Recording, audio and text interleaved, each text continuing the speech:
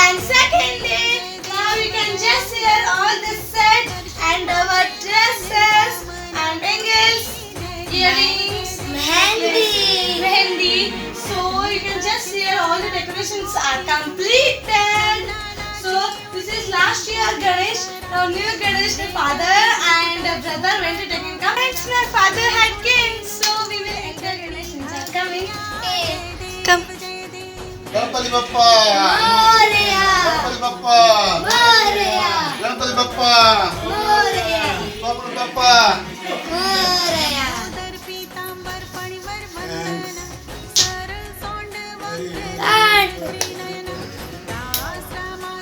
Okay guys, now you can just see here the second Ganpati and new Ganpati is also at home. Wow, it's looking so pretty. And fantabulous. Yes. So you can see the total set. See ya guys. Now let's do puja. Little bit my mom had done. Now let's do it.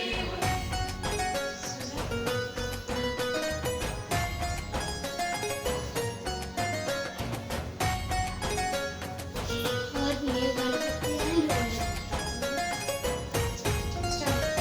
शेंदूर लाल चढ़ायो अच्छा गजमुख को, गोंदिल लाल बिराजे सुत गौरी हर को, हाथ लिए गुड़ लड्डू साईं सुरवर को, These are flowers in our home.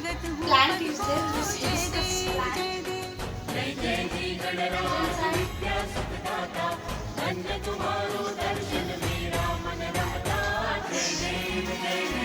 भाव भगत से कोई शरणागत आवे, संतति संपत्ति सब ही भरपूर पावे, ऐसे तुम महाराज मोको अति भावे, गोसावी नंदन निश दिन गुण गावे, जय देव जय देव।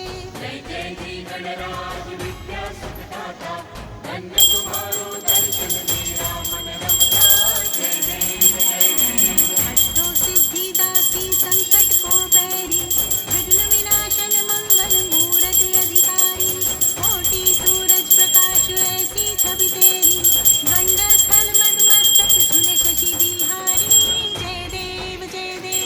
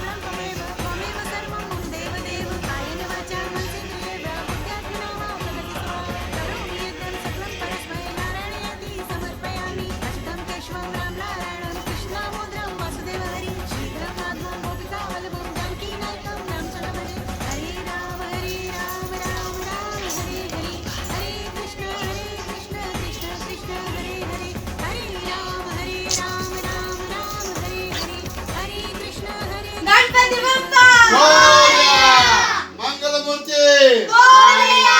गणपति बप्पा Moria.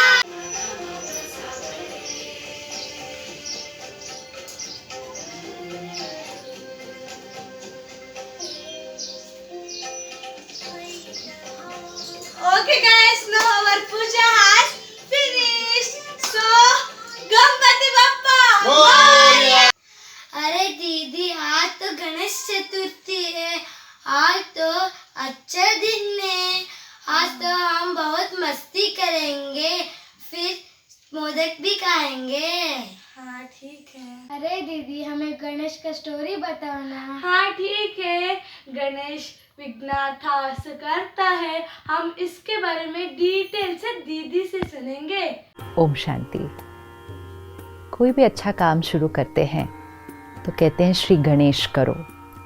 विघ्न विनाशक, दुख हरता, सुख करता, सिद्धि विनायक श्री गणेश की हम बहुत प्यार से महिमा करते हैं, उन्हें याद करते हैं, पूजा करते हैं। हर कार्य की शुरुआत उनकी स्थापना से करते हैं। लेकिन क्या सिर्फ याद करना और उनकी महिमा करना क्या उतना काफ़ी है? क्यों ना उनसे प्रेरणा लें, उनकी विशेषताएं, उनकी शक्तियाँ अपने जीवन में धारण करें और सिर्फ श्री गणेश जी की महिमा न करें, खुद ही श्री गणेश जैसे बन जाए। श्री गणेश जी की जो जन्म की कहानी है वो हमें बहुत कुछ सिखाती है। कहते हैं शंकर जी तपस्या के लिए बहुत दूर पहाड़ों में गए थे, तो पार्वती जी ने अपने शरीर की मिट्टी निकालकर एक बच्चे का निर्माण किया।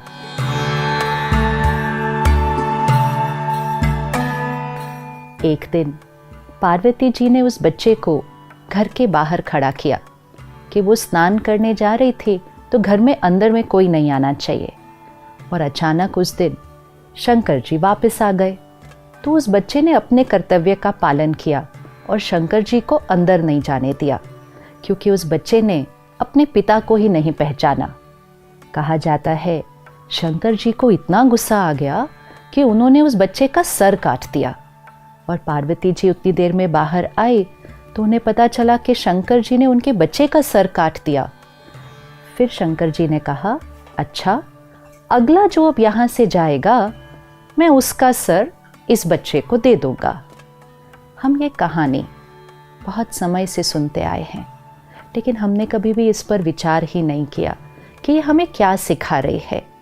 तो अगला जो वहाँ से गुजरा वो एक हाथी था, तो शंकर जी ने हाथी के सर को काटा और उस बच्चे पर लगा दिया और उस बच्चे को नाम दिया गणेश। ये कहानी क्या सिखा रही है हमें कि बच्चा अपने पिता को नहीं पहचानता, और शंकर जी देवता 10 साल की तपस्या बाद आए थे और इतना गुस्सा आ गया कि बच्चे का सर काट दिया। आज आप और मैं भी अगर 10 मिनट भी मेडिटेशन कर लें तो इतने शीतल और शांत हो जाते हैं कि ऊंची आवाज़ में नहीं बोल पाते हैं। और देवता 10 साल की तपस्या बाद एक बच्चे के ऊपर इतना गुस्सा आया, और बात भी कितनी थी, अपने ही तो कर्तव्य का पालन कर रहा था, सर काट दिया। ये कभी नहीं कहते कि शंकर जी ने उस बच्चे की हत्या की, नहीं कहते, सिर्फ कहते हैं उसका सर काटा। दो बातों में बहुत फ़र्क है। वैसे तो अगर बच्चे का सर काट दो या किसी का भी सर काट दो तो उसी समय उसकी हत्या हो जाएगी, लेकिन उसको हत्या नहीं कहते, कहते सर काटा और किसी और का सर लगा दिया। परमात्मा जब इस सृष्टि पर आते हैं तो हम अपने अहंकारवश परमात्मा को पहचान नहीं पाते हैं। बॉडी कॉन्शियसनेस, क्यों ये कहा जा रहा है कि पार्वती जी ने अपनी मिट्टी से बच्चे का निर्माण किया? क्या किसी देवी के शरीर में इतनी मिट्टी हो सकती है? क्या हमारे शरीर में इतनी मिट्टी है कि हम एक बच्चे का निर्माण करें? तो मिट्टी से बच्चे का निर्माण किया मतलब ये शरीर मिट्टी का है। दिस इज़ मिट्टी, दिस इज़ बॉडी कॉन्शियसनेस। और इस बॉडी कॉन्शियसनेस की वजह से हम परमात्मा को पहचान नहीं पाते हैं। तो परमात्मा सबसे पहली चीज़ क्या करते हैं, हमारी बॉडी कॉन्शियसनेस के सर को काटते हैं, हमारे अहंकार के सर को काटते हैं। तो शंकर जी ने बच्चे का सर काटा। अच्छा, सर काटा ही था तो वापस वही सर लगा देते, एक और की हत्या करने की क्या ज़रूरत थी?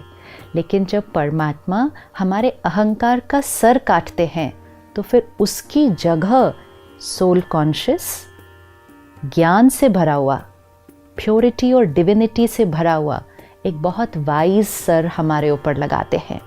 तो शंकर जी ने वो सर काट के ज्ञान का सर उस बच्चे को दिया और फिर उसका नाम रखा गणेश।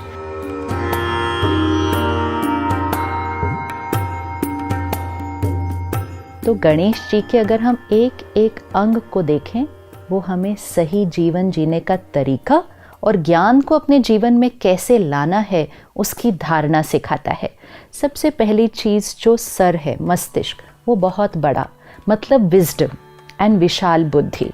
फिर दूसरी चीज़ जो आंखें हैं वो बहुत छोटी, सर इतना बड़ा, आंखें इतनी छोटी। तो जो वाइज होगा, जो वाइज इंटेलेक्ट होगा वो दूरादेशी होगा। जब हम कोई चीज़ दूर देखते हैं तो हमारी आंखें छोटी हो जाती हैं। तो दूर देखकर फिर कर्म करना, मतलब जो हम कर्म कर रहे हैं, जो हम सोच रहे हैं, बोल रहे हैं, कर रहे हैं, ये हमारा कर्म है। लेकिन कर्म करने से पहले उस कर्म के परिणाम के बारे में सोचकर फिर कर्म करना। तो wise intellect, and far sightedness. फिर मुंह छोटा कि कम बोलना, लेकिन कान बड़े, ज़्यादा सुनना, तो talk less and listen more. अब कान सिर्फ बड़े नहीं हैं, कान सूप जैसे हैं। तो सूप क्या करता है? छन्नी का काम करता है, अच्छी चीज़ को रखता है, कचरे को फेंक देता है। तो कान सूप जैसे हो, मतलब सिर्फ अच्छी बातों को ग्रहण करें, दूसरी बातों को तो अंदर जाने भी न दें। दुनिया में लोग कहते हैं एक कान से सुनो, दूसरे कान से निकाल दो, लेकिन ऐसा होता नहीं है। अगर हमने सुन लिया तो वो अंदर तो चला ही गया ना। तो अगर एक कान से सुना, दूसरे कान से निकाला, लेकिन बीच में ये आती है बुद्धि और यहाँ उसकी बात की छाप लग जाती है, तो सुनना ही नहीं है। आज मीडिया से, सोशल मीडिया से, आसपास के लोगों से हम कितनी बातें सुन रहे हैं, सुनते ही जाते, सुनते ही जाते, सुनते ही जाते, message after message after message सुनते ही जा रहे हैं, अंदर लेते ही जा रहे हैं। अगर हम इतना कुछ अंदर ले लेंगे और जिसकी क्वालिटी भी अच्छी नहीं है, तो हमारी स्थिति कैसी हो जाएगी। तो हमेशा कान सूप जैसे सिर्फ प्योर कंटेंट, अच्छी बातें, लोगों की विशेषताएं, सिर्फ उनको ही सुनना है और अंदर लेना है। फिर गणेश जी के 2 दांत हैं, लेकिन एक टूटा हुआ दिखाते हैं, एक दंत, वन टस्क इज ब्रोकन। इसका क्या मीनिंग है? एक दंत क्यों कहा जाता है? हमारे जीवन में ड्युअलिटी है, male female, religion, Hindu Muslim Christian, duality age basis पे, रिलीजन बेसिस पे, जेंडर बेसिस पे, कास्ट बेसिस पे, प्रोफेशन बेसिस पे, सीनियोरिटी, कौन बड़ा है कौन छोटा है।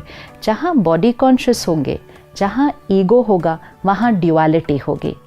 परमात्मा आकर जब ज्ञान देते हैं तो सबसे पहली बात क्या सिखाते हैं? मैं आत्मा, तुम आत्मा, सारी ड्युअलिटी खत्म, वन वर्ल्ड वन फैमिली, एक। ये जो ड्युअलिटी है ये सिर्फ सोल कॉन्शियसनेस से ख़त्म होती है। तो जब वो विजडम जीवन में आ जाए तो ड्युअलिटी ख़त्म, इसलिए एक दंत, 2 नहीं। फिर गणेश जी की सूंड दिखाते हैं। सूंड की क्या विशेषता है कि वो एक पेड़ को भी उखाड़ लेता है, लेकिन एक बच्चे को भी बहुत प्यार से उठा लेता है। वो ही सूंड से पेड़ भी उखाड़ा, वो ही सूंड से बच्चे को भी उठाया। विच मीन्स आत्मा जो वाइज बन जाएगी, जिसके अंदर स्पिरिचुअलिटी धारण हो जाएगी, जो सोल कॉन्शियस हो जाएगी, वो बहुत सॉफ्ट भी होगी, बहुत लविंग भी होगी, लेकिन बहुत पावरफुल भी होगी। कई बार हमारे अंदर एक भ्रांति आती है कि स्पिरिचुअलिटी मतलब हम बहुत वीक हो जाएंगे, पॉजिटिविटी मतलब दुनिया हम पर ट्रैम्पल करके आगे बढ़ जाएगी। अगर हम बहुत सीधे होंगे, सादे होंगे, तो लोग हमें धोखा दे देंगे। But that's not true. Spirituality means the perfect balance of soft but powerful, love and law. ये दोनों का बैलेंस वो सूंड दिखाता है। फिर गणेश जी देवता हैं, लेकिन उनका पेट इतना बड़ा दिखाते हैं। बाकी सभी देवी देवताओं के जो शरीर है वो परफेक्ट दिखाते हैं, कंचन काया, लेकिन गणेश जी का पेट इतना बड़ा दिखाते हैं। जो वाइज आत्मा है वो हर बात को अपने पेट में समा लेती है। आज भी अगर कोई बात हर एक को सुनाता रहता है तो लोग कहते हैं इसके पेट में बात ही नहीं टिकती है, लेकिन गणेश जी के पेट को बड़ा दिखाते हैं, मतलब वो हर बात को अपने पेट में समा लेते हैं। इधर से सुना, उधर सुनाया, ये ज्ञान रूपी आत्मा की क्वालिटी नहीं होती है। और बड़ा पेट also signifies the power to accept. हर एक से मिलें, हर एक के साथ काम करें। हर एक के संस्कार अलग अलग हैं, लेकिन हर एक को एक्सेप्ट करते जाएं, एक्सेप्ट करते जाएं, एक्सेप्ट करते जाएं, तो पेट बड़ा। फिर गणेश जी की 4 भुजाएं दिखाते हैं और 4 भुजाओं में बहुत सुंदर अलंकार है। एक भुजा में कुल्हाड़ी है। कुल्हाड़ी से क्या करते हैं? जो परमात्मा से ज्ञान मिलता है, तो वो कुल्हाड़ी, ज्ञान की कुल्हाड़ी मतलब अपने विकार, अपने वाइसेस, अपनी नेगेटिविटीज़ एंड मोस्ट इम्पोर्टेंट अपने पास्ट रॉन्ग कार्मिक अकाउंट्स को काटना, उनको फिनिश करना। क्योंकि अभी हमें ज्ञान मिला है, तो पास्ट का कोई भी कार्मिक अकाउंट आएगा, लेकिन ज्ञान से प्रेजेंट थॉट्स, प्रेजेंट बिहेवियर्स उस पास्ट के कार्मिक अकाउंट को काट के फिनिश कर देंगी। दूसरे हाथ में रस्सी दिखाते हैं, द रोप।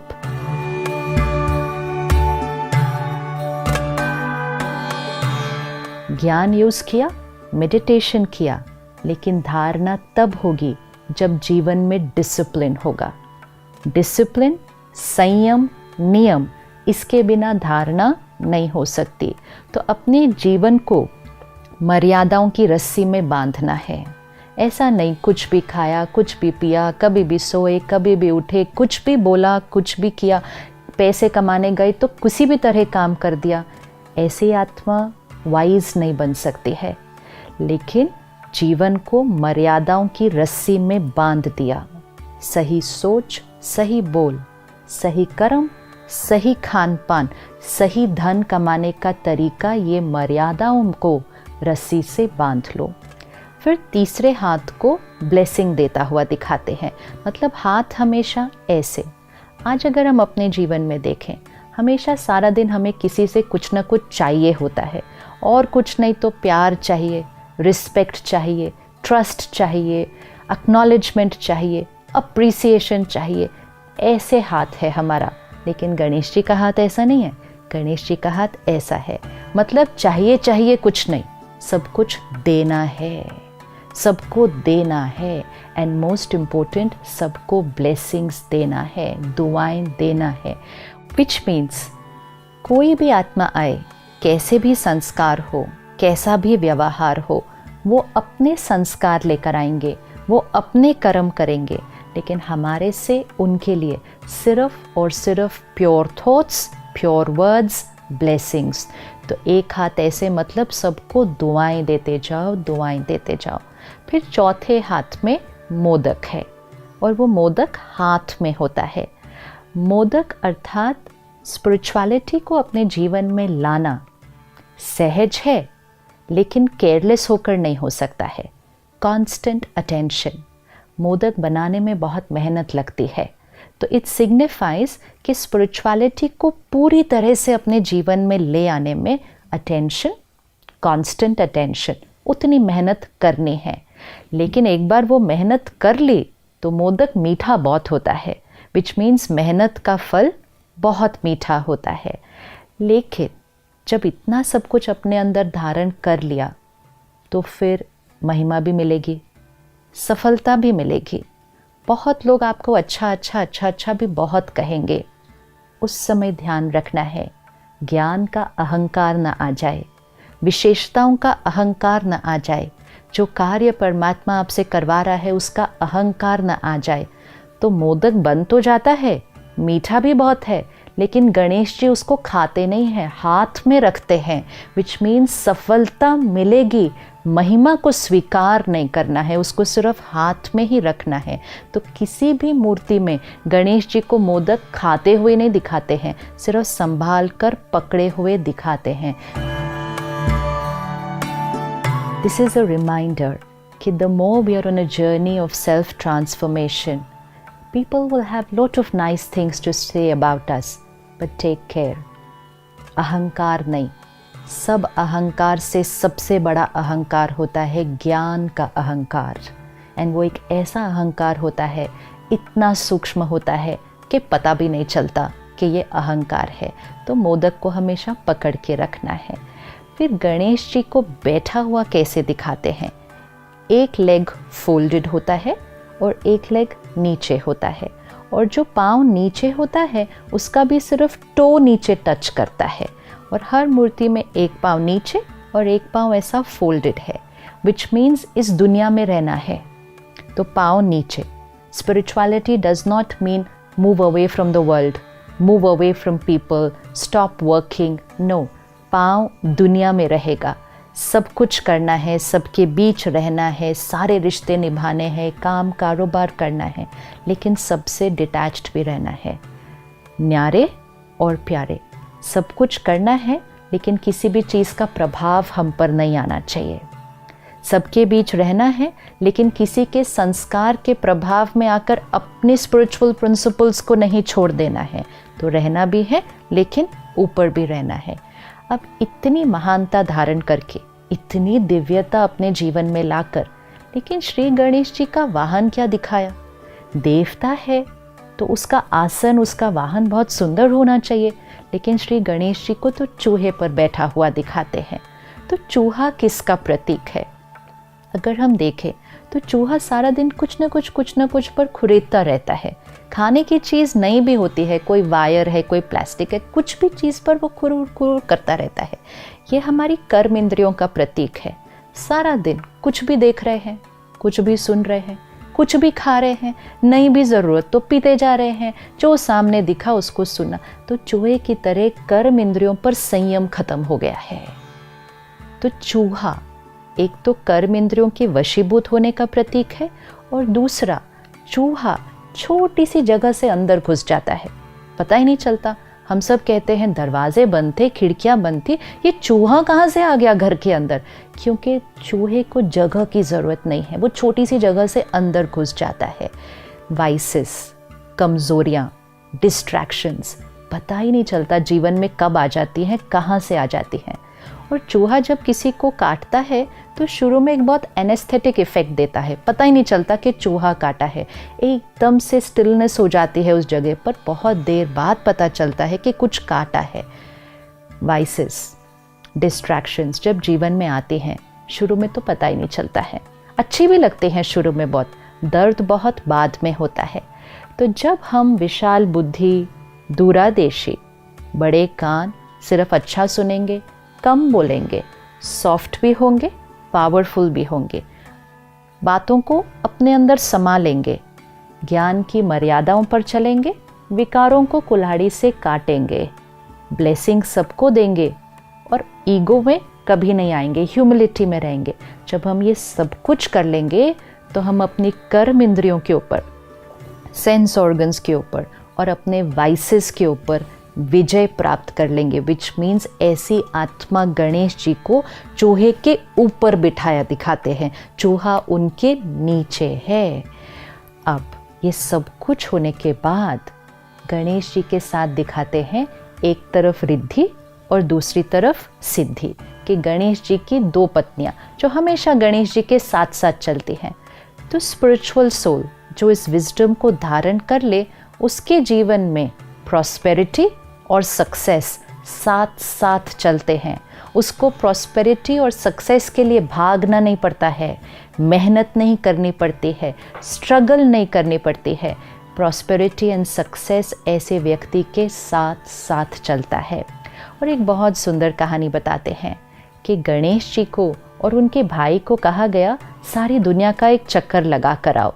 तो उनके भाई ने पूरी दुनिया का चक्कर लगाना शुरू कर दिया, लेकिन गणेश जी ने क्या किया?